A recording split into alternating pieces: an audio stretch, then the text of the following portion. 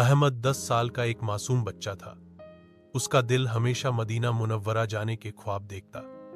जब भी वह अपने दादा से नबी पाक सल्लम की सीरत सुनता तो मदीना की मोहब्बत उसके दिल में और बढ़ जाती। दादा उसे बताते कि मदीना वह शहर है जहां हमारे प्यारे नबी सल्लम ने जिंदगी के कीमती साल गुजारे, जहां उनका रोजा मुबारक है और जहां की हवा भी दिल को सुकून देती है। अहमद अक्सर आसमान की ओर देखकर सोचता था कि मदीना का चांद और हवा कैसी होगी। वह दिल में दुआ करता, या अल्लाह, मुझे भी मदीना की जियारत नसीब फरमा।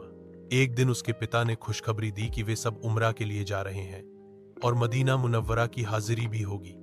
यह सुनते ही अहमद खुशी से झूम उठा और दिन गिनने लगा।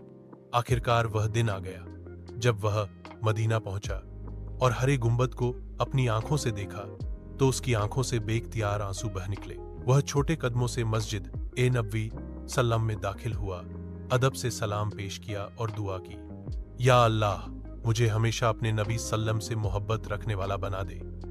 वहां की फजाओं में उसे अजीब सुकून मिला।